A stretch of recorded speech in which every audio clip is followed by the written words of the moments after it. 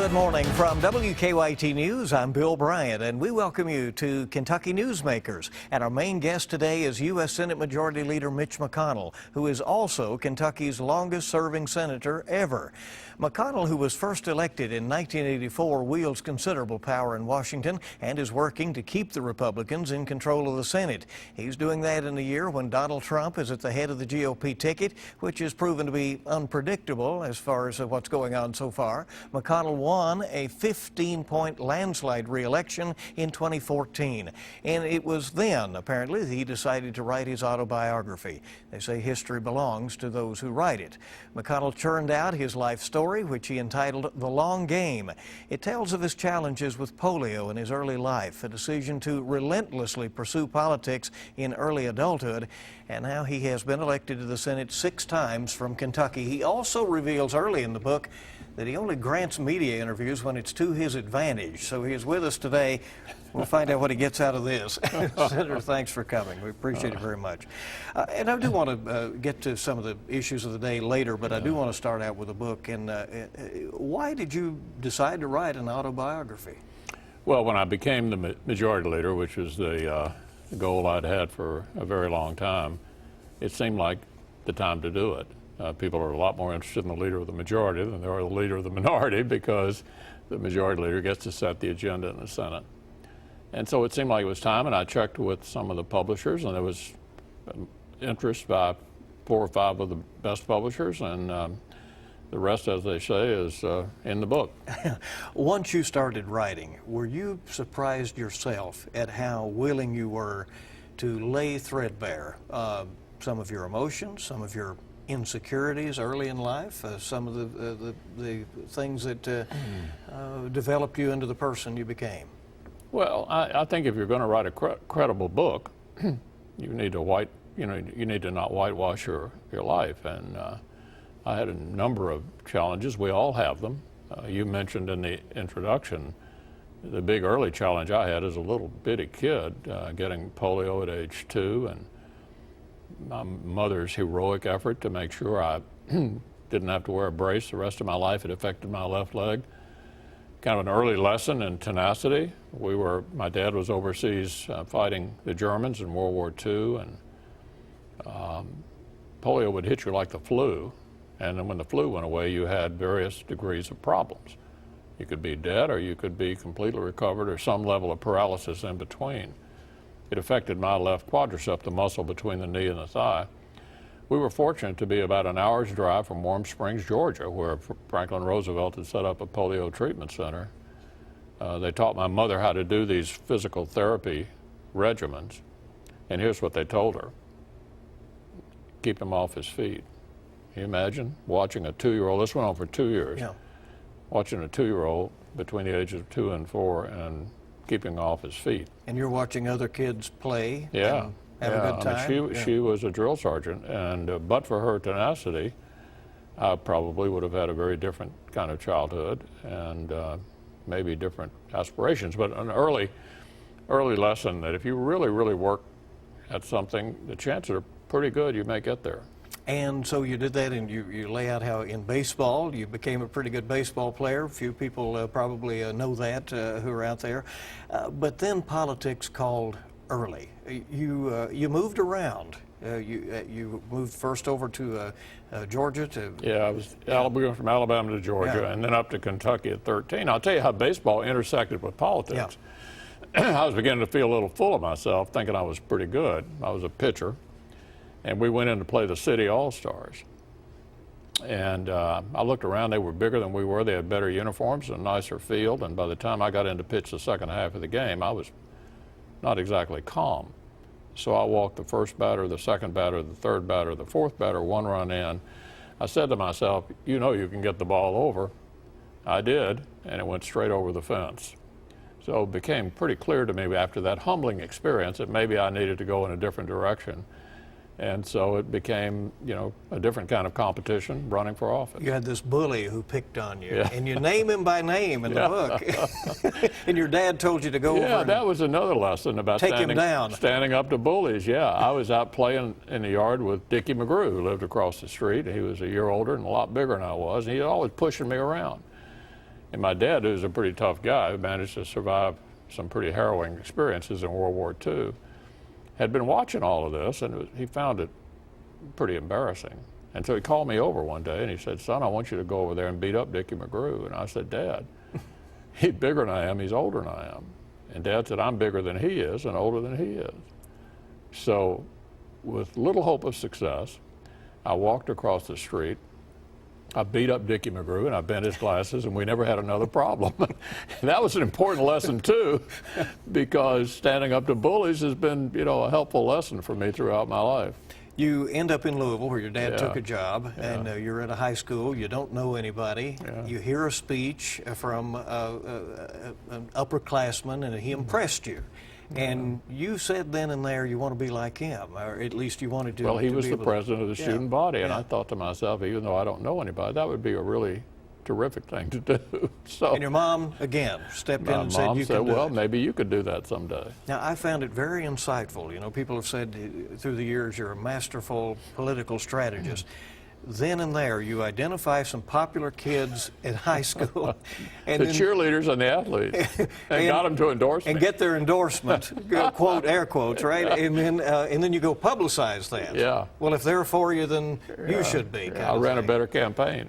I think if you run a better campaign, you got a good chance of winning. And, it seems to me that then you go to college and you go to law school, but it's almost like you get your eye on the U.S. Senate pretty early in life. Yeah, John Sherman Cooper. I was an intern in his office in 1964. It was the summer of the civil rights filibuster, which he participated in breaking. He was an inspirational figure, and I said to myself, gee, I hope someday I might be able to do this. And interestingly enough, 20 years after I was an intern in his office, I was sworn into the seat that he held. He was still alive. He was so happy to see one of his former interns succeed him, and he invited me to stay at his house, and I was just a thrilling experience. You were you said your family was pro civil rights. You wanted the Act of 1964 and then the Voting Act in 1965. You were an intern for Congressman Gene Snyder of Louisville. You broke with him over that issue and supported his opponent in a primary. You have said later that may have been a mistake because you... I shouldn't have done that because he gave me an opportunity. And even though I didn't have the same admiration for him I did for Senator Cooper, that was an early lesson in loyalty. If you can't support somebody that has done something good for you, at least ought to keep your mouth shut. And then one of the most interesting revelations to me, 1964 presidential election. You voted for LBJ. Yeah, worst vote I ever cast. But I was so mad at Goldwater for voting against the Civil Rights Bill. And even at my early age, I felt that would fracture the long-standing relationship my party, the Republican Party, had with African-American voters. And it did, and it still has. I mean, it kind of eliminated the alliance Republicans have long had going back to the Civil War with African-American voters. But LBJ was such a disaster in the second term, I felt badly about that vote, and I still do. You eventually ran and was elected as the judge executive in Jefferson County and then re-elected, and then you get your eye on that 1984 Senate race. You weren't supposed to win. Democrats were in power. Wendell Ford, Julian Carroll, John Y. Brown, D. Huddleston, the incumbent, was entrenched. You give a lot of credit to the hound dog ad and your hard work in that campaign. Well, Roger Ailes, who until recently was the head of Fox News and built Fox from nothing to dominate cable news, in those days did television commercials for candidates. And here was the situation. It was the same year I think you started here. I was 35 points down in July, and we had a strategy meeting over in Louisville at the courthouse, and I said, Roger, is the race over? And he said, well, I can never call a race this far behind, this late, that won, but I don't think it's over, which showed the competitive spirit he had. And so he came up with this Bloodhound commercial, which is hard to describe to your viewers, but was quite humorous, and ended up, getting the attention of Kentucky voters, and gave me a shot. They began to pay attention to what I had to say, and managed to win, but not by much. It was about a vote a precinct. In that campaign, you're flying around on a single-engine plane, and you describe a lady named Pat Datillo, Yeah. who is a pilot. Yeah. And you go into Hazard, and she tells you to get out of there before dark because she couldn't see how to get out of there. Yeah, she was a grandmother, and she had really thick glasses. They looked like a couple of Coke bottles. Single-engine plane. I wouldn't do that again today. So we landed in Hazard. We were going over to Hyden in Leslie County. And she said, Judge, that was my title in those days. She said, Judge, you see the top of those mountains? She said, if I can't see them, we ain't taking off. We got back in the nick of time and just barely cleared the mountains before the sun fell. Tough re-election battle in 1990. You win over Harvey Sloan, and somewhere along the way in those years, you meet your soulmate, Elaine Chao. Yeah. And you talk about her a lot in the book. Well, I was single when I went to the Senate. I had been married before, had 3 young daughters, and single for 13 years. And I met Elaine through mutual friends of ours in Washington. Fascinating woman that Kentuckians now know, with her own public career, and a great coming to America story. She came here at age 8, not speaking a word of English, and ended up in the president's cabinet. That's the sort of thing that makes you love America. You indicate in the book that you never came to like the Washington social life, but you do like to tailgate at U of L football games. I That do. surprises I like football a lot, and I like the whole thing about it, Go out a few hours in advance, watch the game, and a few hours afterwards. I want to show the cover of the book here that we'll do. It is called The Long Game, a memoir by U.S. Senator Mitch McConnell, and it is available out there now at the bookstores, and of course you could order it online. And we're going to come back on WKYT's Kentucky Newsmakers, talk about some issues going on now with U.S. Senator Mitch McConnell in just a moment.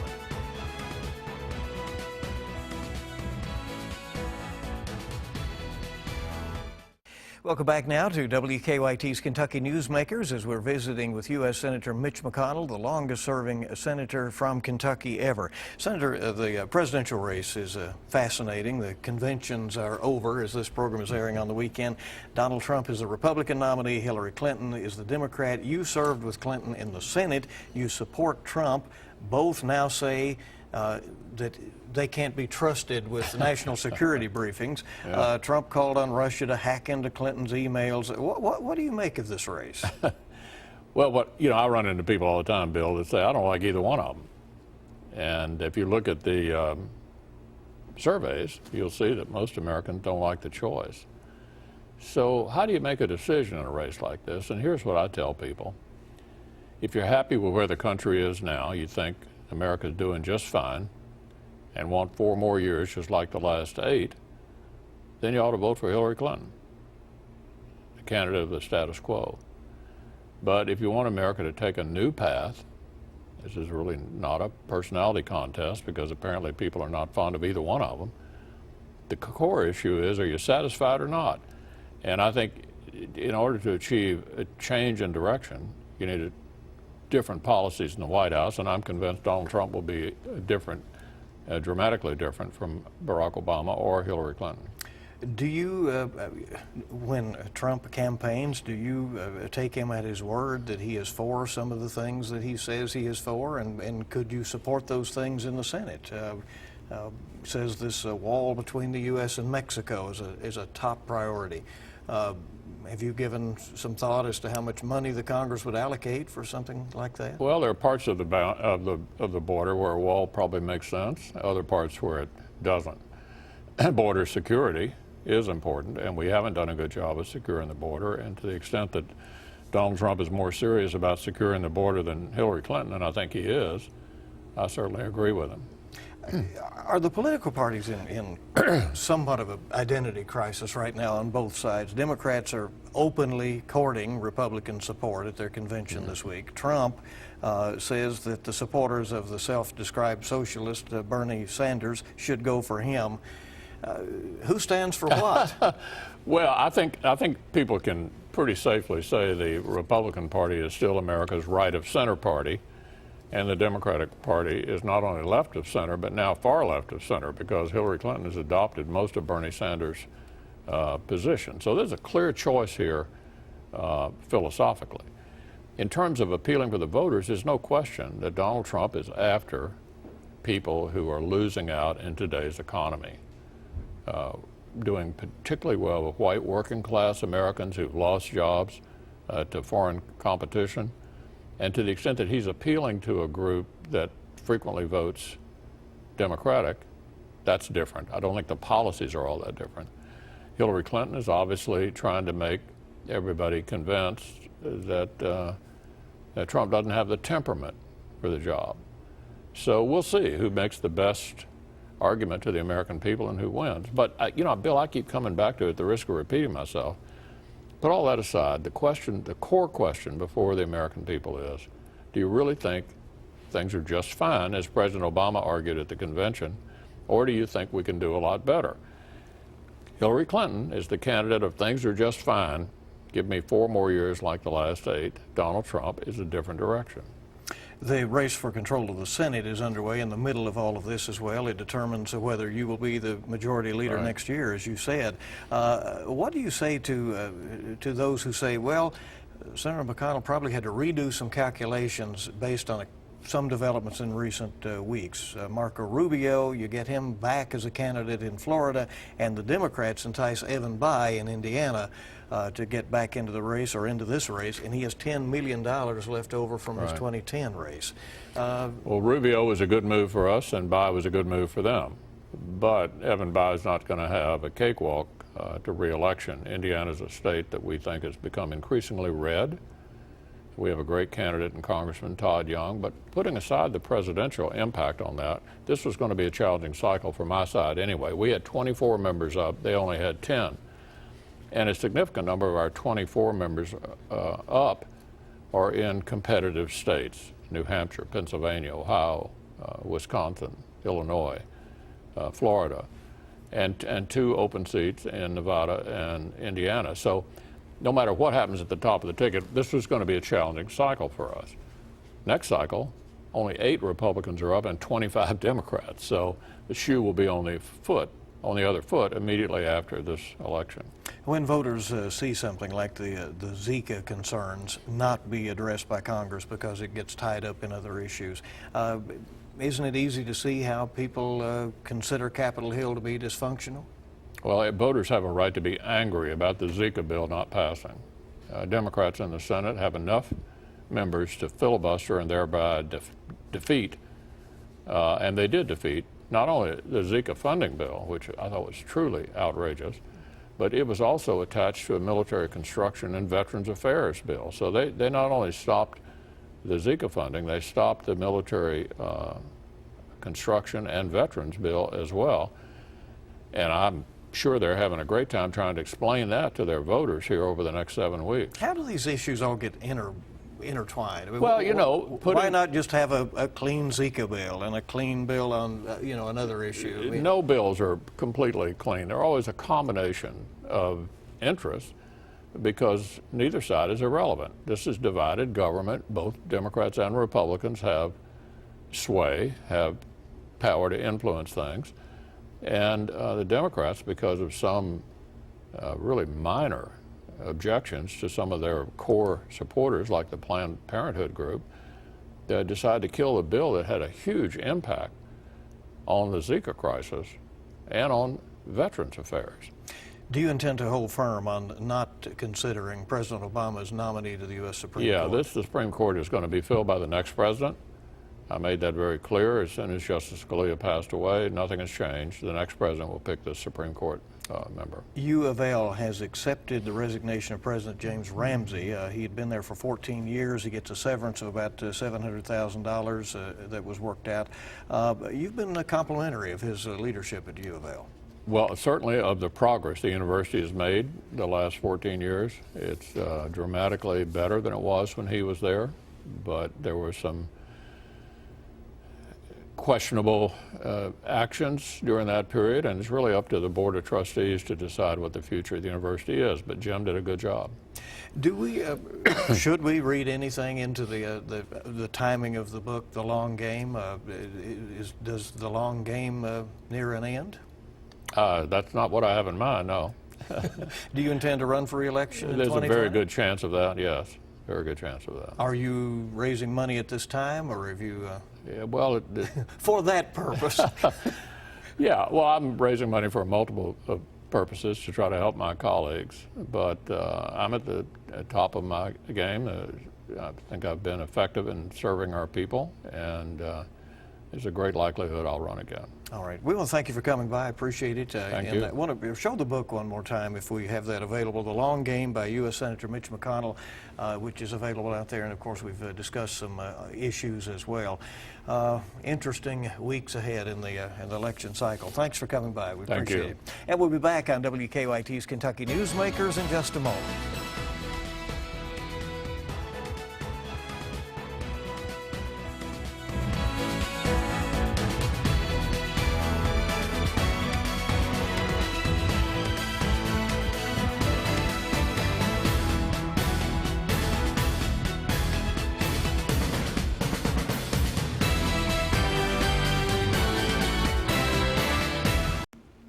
And welcome back to WKYT's Kentucky Newsmakers. Last week, we brought you some of the speech from Senator Ralph Alvarado of Winchester. He made that to the Republican National Convention in Cleveland. This week, a Kentucky Democrat was in the national spotlight. Secretary of State Allison Lundergan Grimes spoke at the convention that nominated Hillary Clinton for president. Here are some of what Secretary Grimes had to say when she went before the crowd and the national television audience. I'm proud to be a part of a new generation of Southern Democrats, and I would not be here without Hillary Clinton. For me, this is personal, and I know it is for you too. The Hillary I know is caring and compassionate. She reminds me to slow down and spend time with my family. She was the first to call me when both of my grandmothers passed. And I know how she wears the names of those closest to her heart, her grandchildren, Charlotte and Aiden, on a bracelet she is never without. The Hillary I know, she loves HGTV, and she can devour buffalo wings whether on a car, plane, or train. And more than anything else, she loves to listen. The Hillary I know fights for all people through causes we have both championed, including equal pay. As an original co-sponsor of the Lilly Ledbetter Act, Hillary Clinton will not rest until every woman receives equal pay. She knows it's not a woman's issue, this is a family's issue. Voting rights. Hillary believes, like I do, that if you've paid your debt to society, you should not be sentenced to a lifetime of silence. And the Hillary that I know, well, she is a fighter for college affordability, for pensions for our retired coal miners, and for affordable health care. In other words, folks, she fights for everything Donald Trump fights against. In this election, we have the chance, the opportunity to send a message. If you condemn the hate speech and the divisive policies of Donald Trump's GOP, then stand up.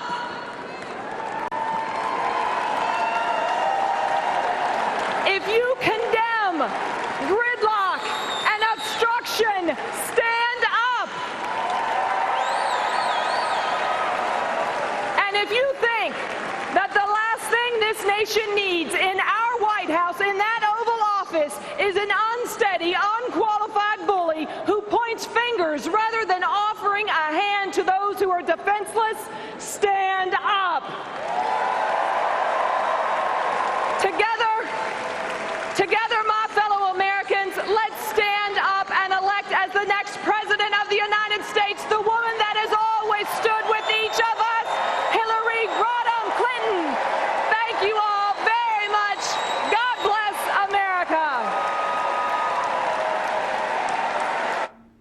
Kentucky Secretary of State Allison Lundergan Grimes at this week's Democratic National Convention. Again, last week we brought you some of the speech of Senator Ralph Alvarado at the Republican Convention.